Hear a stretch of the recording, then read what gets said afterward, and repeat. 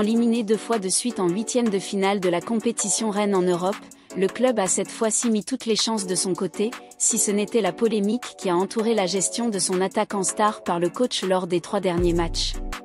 Mbappé est particulièrement scruté en France et en Espagne depuis qu'il a annoncé à ses dirigeants qu'il allait quitter le PSG cet été. C'est le moment qu'a choisi Luis Enrique pour rogner son temps de jeu et affirmer son leadership sur l'équipe. Vendredi dernier à Monaco, 0-0, l'entraîneur espagnol a sorti sa superstar dès la mi-temps, après l'avoir fait démarrer sur le banc à Nantes le 17 février, 2-0, puis l'avoir remplacé à l'heure de jeu contre Rennes le 25 février, 0-0. L'attitude de Kylian Mbappé au stade Louis II a exacerbé la tension. Il est sorti du vestiaire alors que le match avait repris depuis quelques minutes, contournant lentement la pelouse pour rejoindre non pas le banc de son équipe mais la tribune où était assise sa mère, qui gère ses intérêts. Luis Enrique a ensuite redit que « il faudra s'habituer à jouer sans Kylian Mbappé », une lourde tâche au vu des 32 buts inscrits par l'attaquant cette saison, toutes compétitions confondues. En cas de faux pas à Saint-Sébastien, sa gestion du cas Mbappé sera forcément source de débat et il sortira extrêmement fragilisé de l'épisode, moins d'un an après sa nomination. L'entourage du joueur s'est de son côté employé à déminer ce terrain dangereux et à assurer que le capitaine de l'équipe de France était concentré sur le match de mardi. Concentré, c'est aussi ce que Luis Enrique a souhaité pour ses joueurs lundi en conférence de presse, leur donnant l'exemple en éludant les questions autour de Mbappé. Quitte à s'appuyer sur l'incompréhension de la traductrice, dans une séquence illustrant sa gêne sur ce dossier. Je pense que le match de demain, mardi, est le plus important, je n'ai pas d'autres commentaires à faire, a-t-il finalement répondu. Et le technicien d'évoquer le résultat obtenu au match aller, un résultat très bon, sans aucun doute, mais il peut être compliqué si tu ne sors pas sur le terrain avec une très bonne attitude, concentré.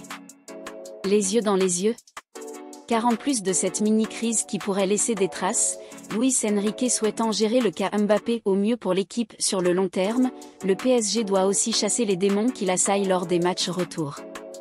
Le club a dans son histoire récente dilapidé son avantage, comme lors de la fameuse remontada en 2017 contre Barcelone, victoire 4-0 à l'aller, défaite et élimination 6-1 au retour, mais aussi contre Manchester United en 2019, victoire 2-0 à l'aller en Angleterre, défaite et élimination 3-1 au retour au Parc des Princes, et contre le Real Madrid en 2022, 1-0, 1-3.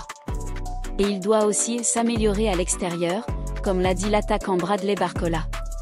On travaille beaucoup pour ça, après les défaites à Newcastle et Milan en phase de groupe, a-t-il assuré.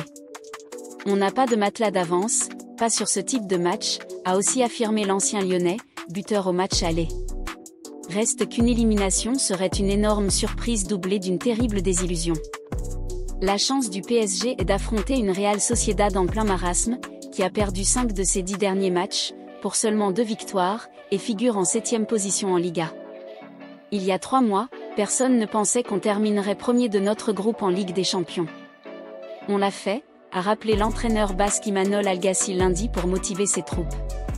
Nous avons été capables de regarder le PSG les yeux dans les yeux en première période à l'aller. Je pense qu'on peut le faire, a-t-il insisté. Quand je suis dans un bon jour, je peux affronter n'importe qui, a prévenu de son côté la pépite japonaise de la Real Takefusa Kubo, auteur d'une bonne première période à Paris sans parvenir à se créer d'occasion. Si vous avez aimé cette vidéo et que vous souhaitez voir plus de contenu comme celui-ci, n'oubliez pas de vous abonner à notre chaîne.